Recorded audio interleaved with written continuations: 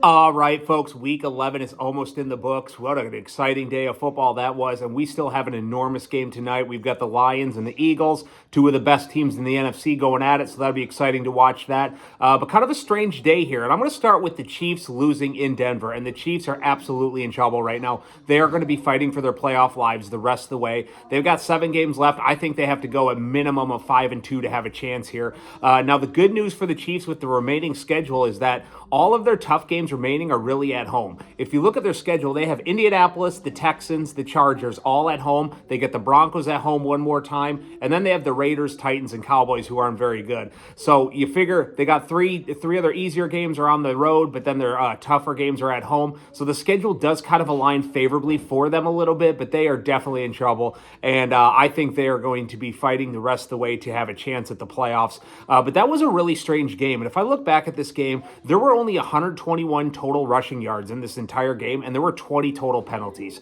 I thought this was really kind of strange start to finish. Neither team really seemed to want to run the ball at all, but there's a couple observations I had. Number one, this Denver defense is very good. I think it's best defense in the NFL right now. They sacked Mahomes twice, but it didn't seem like they had a ton of pressure on him, but their secondary was outstanding all day long. And Rashid Rice was basically a no-show today. He didn't do anything all day long. He was kind of missing in action. So number two, the other thing I really stuck out to me today is that the penalties are absolutely murdering the Chiefs. And they're in the first 4 drives of their game, they had 3 drives in which they were in the red zone, and then they had a holding, a procedure, or some kind of penalty that set them back. Twice they settled for a field goal. Once they were down on the 1-yard line, comes back because Taylor's lined up in the backfield or not on the line, and they throw a pick the next play. And that was really one of the big differences in the game.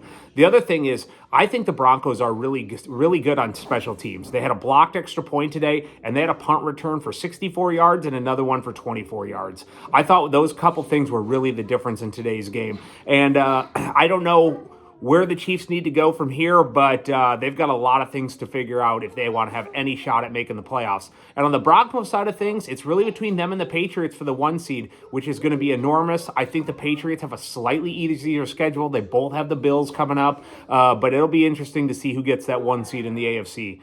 Number 2. The Rams absolutely tortured Darnold today, and that was the worst game Darnold has played since he played the Rams in the playoffs a year ago. And if Sam Darnold has been excellent over the past 2 years, but if you look at his last 2 games against the Rams, he has 6 turnovers to 1 touchdown.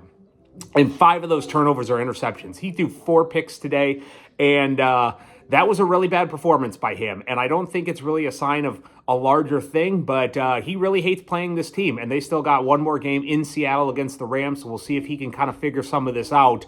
But right now, he's really struggling against the Rams. And on the Rams side of things, I think this is the best team in the NFL right now. And this game was especially impressive to me because they really had to do it on defense. If you look at Stafford today, he only had 130 yards passing. And most of these times when you watch the Rams, if you tell me Stafford's only going to pass for 130 yards, I'm going to say that they're probably losing that game. But today, their defense was outstanding. They were able to run the ball very well. The Seahawks did have a chance at a very long field goal to win it at the end, but it really had no chance of going through. And the Rams win, and right now they're in the control of the NFC West. Number 3.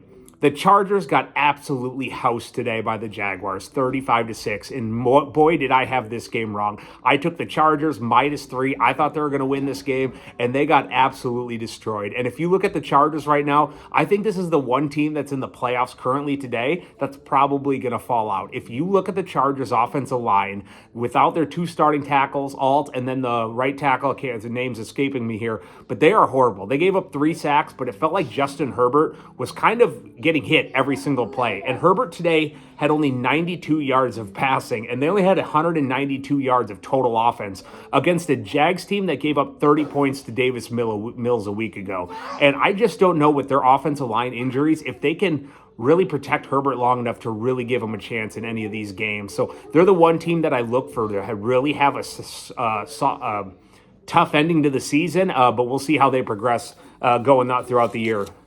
Number 4. The Panthers win today, and they are now tied for first in the NFC South. And this is a team that I thought would be looking at a top 2 or 3 draft pick again, but they have been pretty good this year. And I'm sure they'd like to have that game versus the Saints back from a week ago. But I thought this was Bryce Young's best game that he has ever played as a pro. He was 31 of 45, 448 yards, and 3 touchdowns. And one thing that's really unique about the Panthers when I watch them, it seems like they have a ton of offensive weapons. McMillan, the rookie wide receiver, I think is absolutely fantastic. Dowdle has been awesome at running back, and it just seems like they've got a lot of guys who can get open. And today, Bryce Young was phenomenal. They got a pretty easy schedule coming up. I think there's a chance this team can get in the playoffs.